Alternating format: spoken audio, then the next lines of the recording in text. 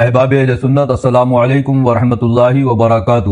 سرکار شربیش اہل سنت مظہر اعلیٰ حضرت رضی اللہ تعالی عنہ کے بارے میں ایک جلیل القدر بزرگ نے فرمایا تھا کہ آپ محسود المعاصرین ہیں، یعنی اپنے زمانے میں آپ کے علم و فضل، مناظرانہ عظمت، دینی خدمات اور مقبولیت کو دیکھ کر بہت سے ہم عصروں کے دلوں میں حسد پیدا ہو گیا تھا، لیکن آج حالات کو دیکھ کر یوں محسوس ہوتا ہے کہ آپ صرف محسود المعاصرین ہی نہیں بلکہ محسود المتاخرین بھی ہیں۔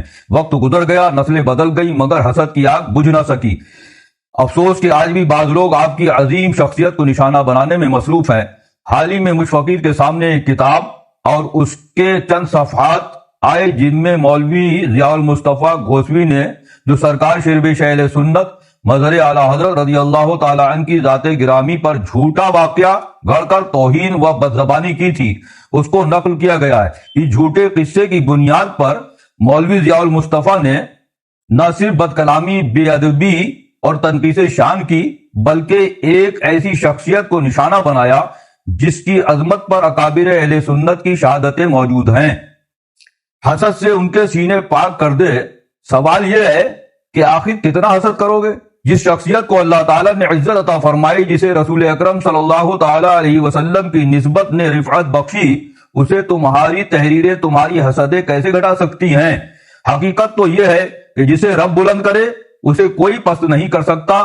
سورج پر تھوکنے والا سورج کا کچھ نہیں بگاڑتا بلکہ اپنا ہی چہرہ آلودہ کرتا ہے۔ اور ایک بات اچھی طرح ذہن نشین کر لیجئے، اگر کل کو الارشاد اور اشک روا ہی نہیں بلکہ دیگر تاریخی کتابوں اور مستند ماخذ سے بھی وہ تمام اقتباسات منظر عام پر لائے جائیں جن میں آپ کے اکابر کے بارے میں وہ باتیں درج ہیں جو تاریخ کا حصہ ہیں، تو کیا آپ کے اندر انہیں برداشت کرنے کی قوت ہوگی؟ اگر جواب نہیں تو پھر آخر آپ خود ایسے فتنوں کو کیوں جنم دے رہے ہیں؟ اہل سنت کے ماحول کو نئی آگ میں کیوں جھونکنا چاہتے ہیں؟ یاد رکھیے، اگر تاریخی روایات اور قدیم کتابوں کے اوراق کھلنے شروع ہو جائیں تو بہت سے ایسے ابواب سامنے آئیں گے جنہیں شاید آپ خود بھی منظر عام پر دیکھنا پسند نہ کریں۔ اس لیے دانش مندی اسی میں ہے کہ الزام تراشی، تحریف اور فتنہ سازی بند کیجیے۔ سرکار شربیش اہل سنت مظہر اعلیٰ حضرت رضی اللہ تعالی عنہ کی عظمت جاننی ہو تو مخالفین کے افسانے نہیں بلکہ اکابر اہل سنت کی تحریریں پڑھو۔ حضور مفتی اعظم ہند علیہ رحمت کا وہ اعتراف دیکھو کہ آپ نے فرمایا کہ انہوں نے تم پر مذہبی احسان کیا، تمہیں وہابیت سے محفوظ رکھا۔ علامہ ارشد القادری علیہ رحمت کی تحریریں پڑھو جن میں محبت، عقیدت اور والہانہ وابستگی موجزن نظر آتی ہے۔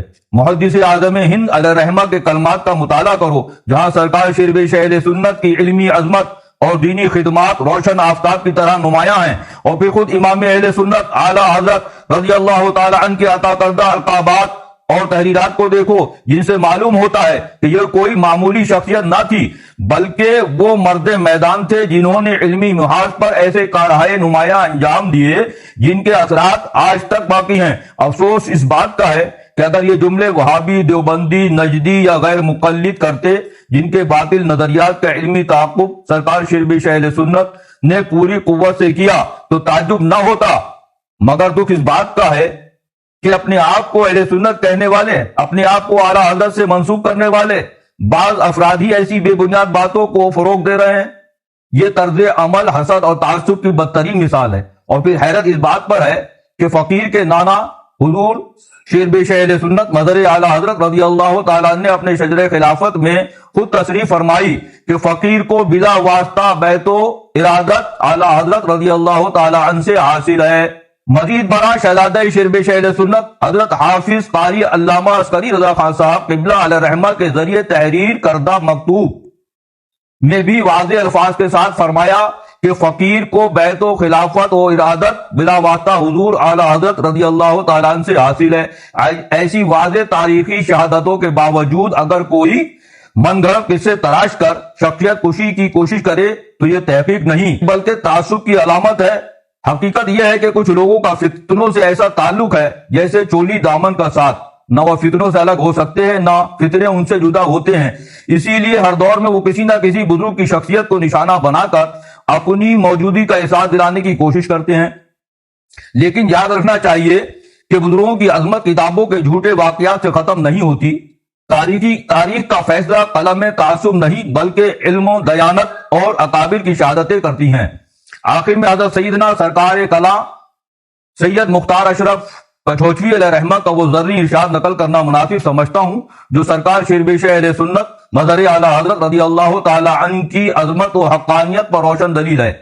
آپ فرماتے ہیں جو ان کے عقیدے کا موافق ہو وہی صحیح معنی میں سنی ہے، صحیح الایمان ہے، اور جو ان سے واقف ہو کر ان کا بدگو ہو وہ یقیناً بد مذہب بد دین ہے۔